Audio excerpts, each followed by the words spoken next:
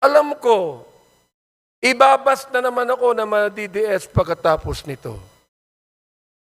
Gusto kong makinig kayong lahat. Alamin nyo nung muna ang batas. Bago nyo kami murahin, bago nyo kami latiin, alamin nyo muna ang batas.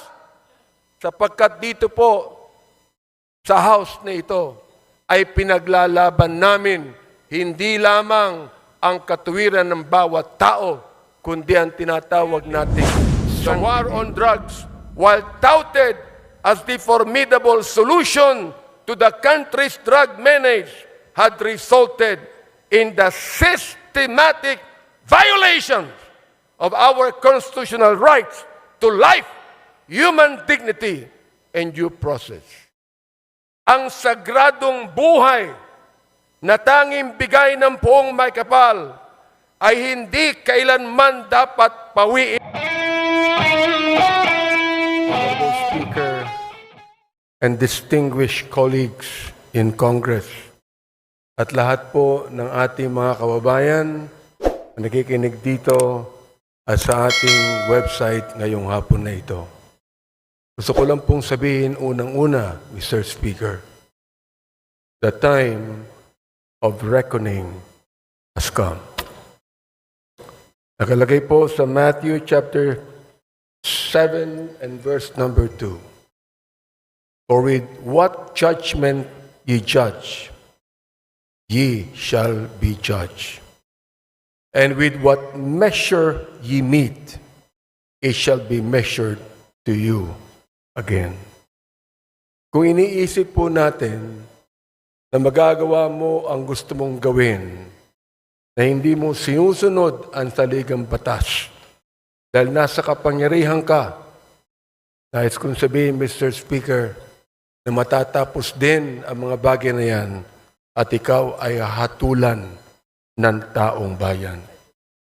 Ito pong House of Representatives ay ang bahay po ng taong bayan.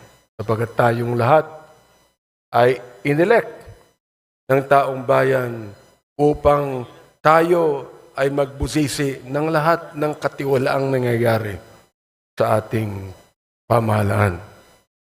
I consider this a divine blessing to be able to rise today as the chair of the House Committee on Human Rights and co-chair of the Quad Committee to share the initial findings and recommendations of our inquiry, particularly into the extrajudicial killings that occurred during the previous administration's war on drugs. Inuulit ko po, Mr. Speaker, kakampi ako ng dating administrasyon kapag pinag-uusapan po ang pag-alis ng droga sa ating bansa. Sinabi ko po ito sa ating dating Pangulo, ang hindi ko lang maintindihan kung bakit kinakailangan merong mapatay na more than 30,000 people upang mawala ang drugs na ito. Nawala ba ang drugs? Hindi. Nandun pa rin, Mr. Speaker. Indeed, there is a season for everything and a time for every purpose under the heaven, as made clear by the Lord in chapter 3 of the book of Ecclesiastes. This is the most opportune time for the Joint Committee on Dangerous Drugs, Public Order and Safety, Public Accounts, and the Committee on Human Rights to present to you a progress report on our inquiry in aid of legislation. After 13 rigorous and thorough hearings of the so-called Quad Committee, we are confident that we have gathered substantial findings backed by competent evidence to make the requisite recommendations to this legislative body and to the appropriate government agencies for appropriate and decisive action. There was systematic violation of human rights and blatant disregard of due process. The deep probe into the extrajudicial killings, or AGKs, that occurred during the administration of former President Rodrigo Roa Duterte's war on drugs yielded a far deeper tragedy into the lives of the Filipino people rather than the protection and preservation thereof that it was heralded to accomplish. The numbers, Mr. Speaker and my dear colleagues, speak the scary truth. According to data from the Philippine National Police from July 1, 2016 to June 30 of 2022, 7,640 individuals were killed in official police operations. Of these documented deaths, 7,173 were drug pushers, 440 were drug users that should have been rehabilitated, not killed, and only 21 were drug lords. Mr. Speaker, from as far back as May 15, 2024, when my committee started digging into the EJ case, we had been presented with multiple reports indicating that there had been massive nationwide drug-related killings within the period July 2016 to June 2022. The killings were classified either as police operations or perpetrated by unknown perpetrators, which is no different from the Sinaloa type of killings in Latin America, which were notorious at the time, the drug cartel in Latin America. The 2017 year-end accomplishment report of the Duterte administration highlighted as key accomplishments, my dear Speaker, the deaths of 3,967 drug personalities and 16,355 homicide cases under investigation as of 30 September 2017.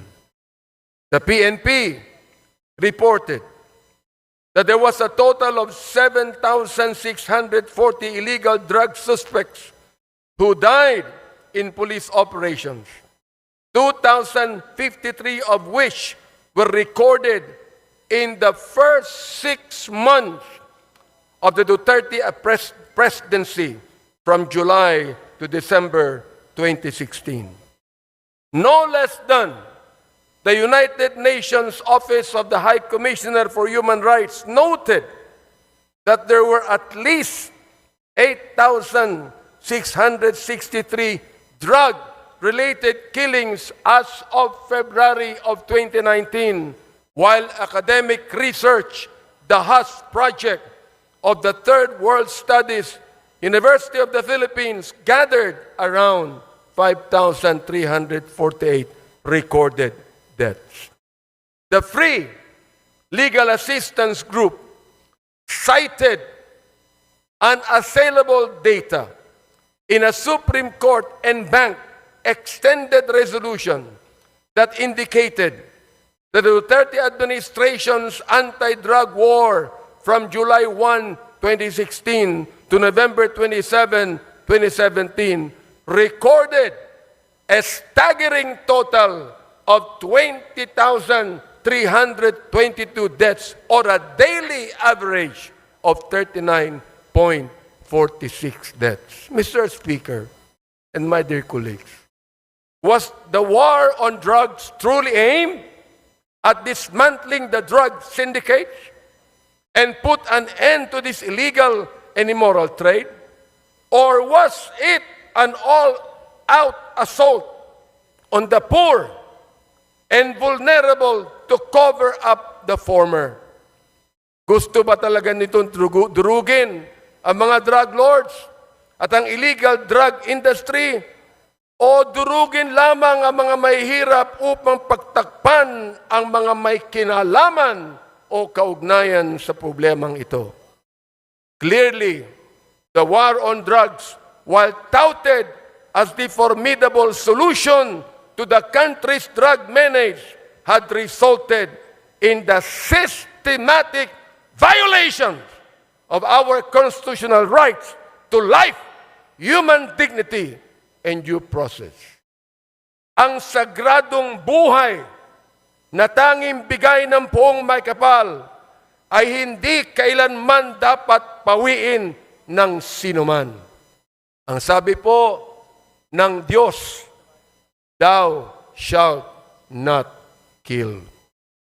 But the war on drugs resonated a policy of kill, kill, kill. As the former president has always said, shoot them dead. The role of leadership in a culture of impunity. How did we get here? Paano ito nangyari? One cannot look at all the evidence and not come to this credible and undeniable conclusion that former President Rodrigo Roa Duterte's public pronouncements encouraged, facilitated, and normalized the killings and emboldened some of our policemen who are supposed to be the protectors of the people to carry out the same. His release of unverified narco lists further exacerbated the violence as individuals were targeted based on flawed, inconsistent, and malicious information. Isa sa mga biktima nito, si former Iloilo City Mayor Jed Patrick Mabilog. In 2014, then Major Mabilog was named as I quote, top 5 best and outstanding mayors in the world. In the 2014 World Mayor Awards, mula sa short list ng best mayors in the world na isama sa drug list ni Pangulong Duterte, nasira ang pangalan ni Mayor Mabilog. He was forced to relocate himself and his family to a foreign land, and he was threatened with death, all because of unverified, unreliable list. We discovered, Mr. Speaker and my dear colleagues, that the previous administration's war on drugs was fueled by a perverse reward system that incentivized extrajudicial killings under what we now know as the Davao model. Ano ang Davao model? Under this system, police officers were given monetary rewards for killing drug suspects, transforming the duty of law enforcement from a system driven by justice into a system driven by bounties.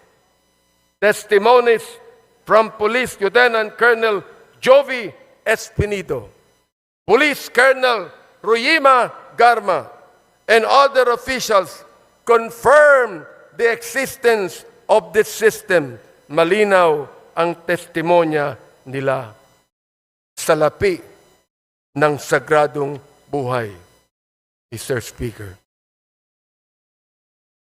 In a civilized society that upholds the rule of law and due process, there is no rhyme or reason for such diabolical attacks on the sanctity of life on every human being. But it was President Duterte himself who provided the legal cover for those killings.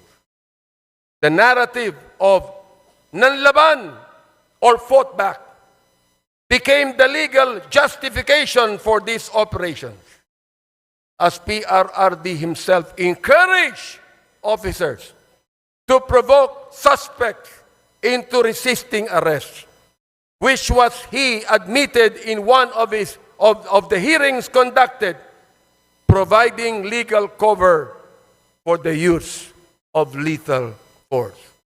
That's the reason why I even asked the question to our former president, was your policy a personal policy or was it based upon the Constitution? There was a grand conspiracy.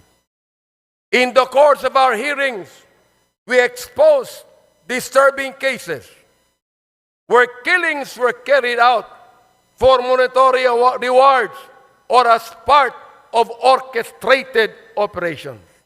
First, the 3 Chinese nationals and convicted drug lords, Chu Kin-tung, Li Lanyang, and Wong Mengpin, were killed under orders for a payment of 1 million pesos per person. During our hearings, person deprived of liberty, Leopoldo Tan, testified that former President Duterte personally congratulated officials involved, saying, and I quote, "Congrats, Superintendent Padilla, job well done." Pero grabe yung ginawang dinuguan. End of quote. Alam ko, ibabas na naman ako na ma-DDS pagkatapos nito. Gusto kong makinig kayong lahat. Alamin nyo nung muna ang batas. Bago nyo kami murahin, bago nyo kami latiin, alamin nyo muna ang batas. Sapagkat dito po, sa house na ito, ay pinaglalaban namin hindi lamang ang katuwiran ng bawat tao, kundi ang tinatawag nating sanctity of life. Second, the assassination of Police General Wesley Barayoga, na binanggit na ng aming chairman.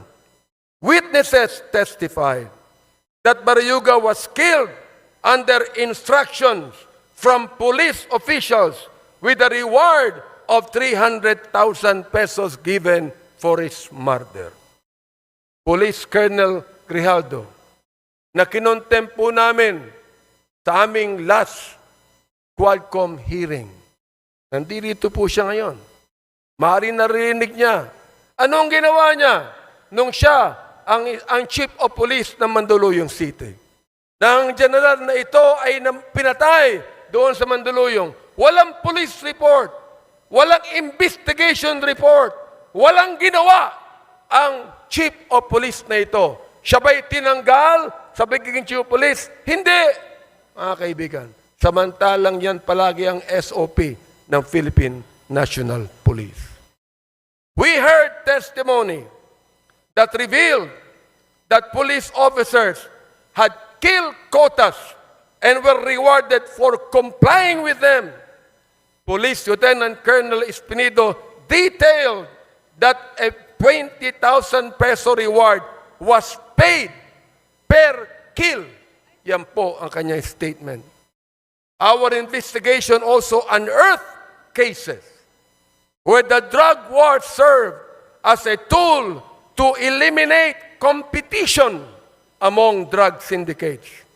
Witnesses such as Mr. Kerwin Espinosa and former police officials SPO3 Artunio Las Cañas and Police Colonel Eduardo Acerto revealed the dark reality of a policy that prioritized kill, kill, kill over jail, jail, jail.